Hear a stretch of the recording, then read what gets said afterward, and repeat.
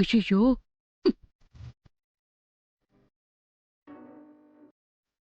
ఏమయ్యా, నీకేమైనా మతిపోయిందా?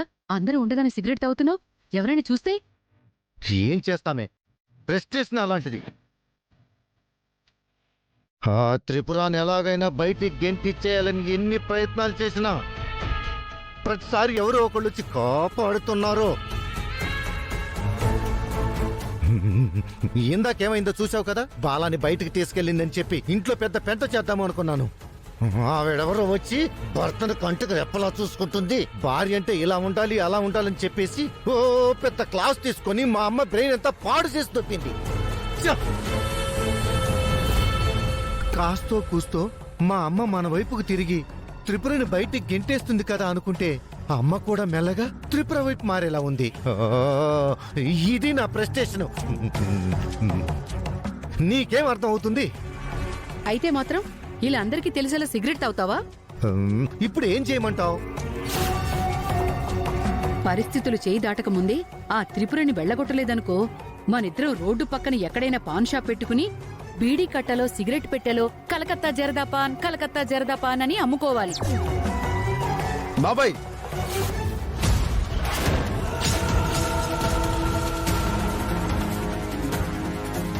వినేశాడంటావా? చుచ్చూరు దేవుడు.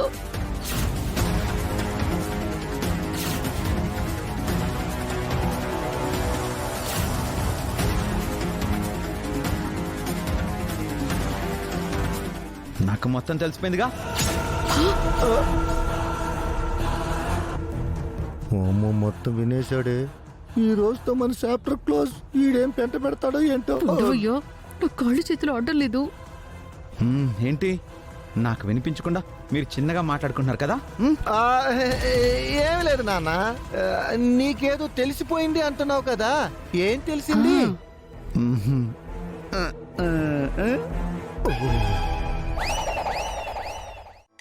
చెప్పారు అంటున్నావు. నీకెవరు చెప్పారు నాన్నా? అయిపోయాను. ఈ రోజు నాకు తిట్ల దండకమే. నాకు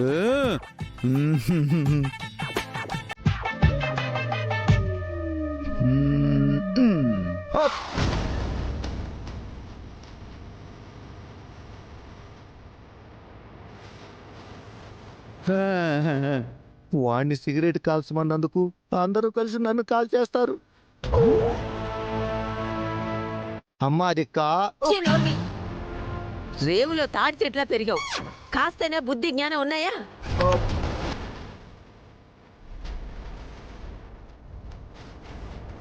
నీకు అలవాటు ఉందని నాకు తెలిసినా చూసి చూడనట్టు ఊరుకున్నాను. నువ్వు అది అలుసుగా తీసుకొని అమాయకుడైన కన్నయ్యకి నేర్పించాలని చూస్తున్నావా?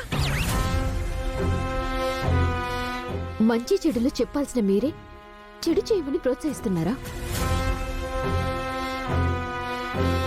మీరు పాడిందే కాక పాపం బావగారిని కూడా చెడగొట్టాలని చూస్తున్నారా?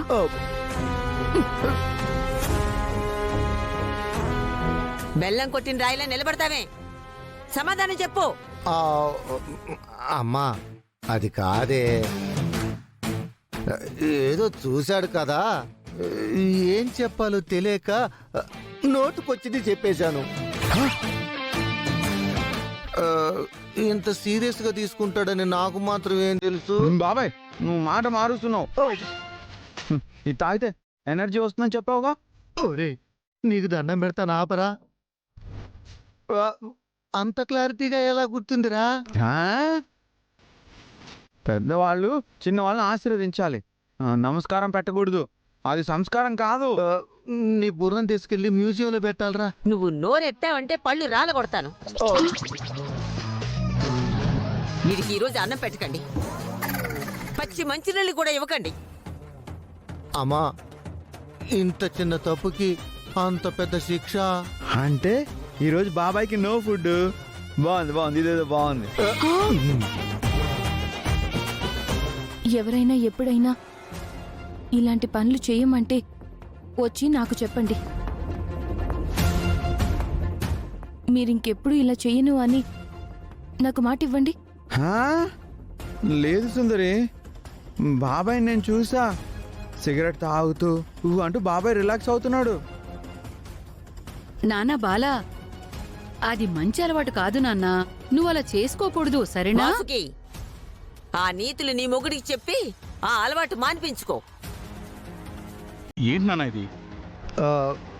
మాకు చెప్పాల్సిన వయసులో నువ్వు చెప్పించుకుంటున్నావు.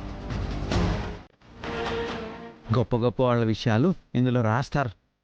నాకు తెలుసు, నేను చాలా ఇంటెలిజెంట్. ఐఏఎస్ ఐపీఎస్ ఆఫీసర్లు, ఫస్ట్ ర్యాంక్ వచ్చిన వాళ్ళు, డాక్టర్లు అందరి గురించి ఇందులో రాస్తారు. నేను చదివేస్తా.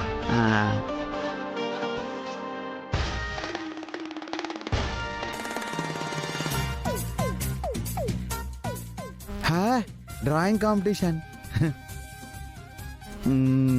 అయితే నేను ఈ స్కూల్కి వెళ్ళాలి, డ్రాయింగ్ కాంపిటీషన్లో పాల్గొనాలి.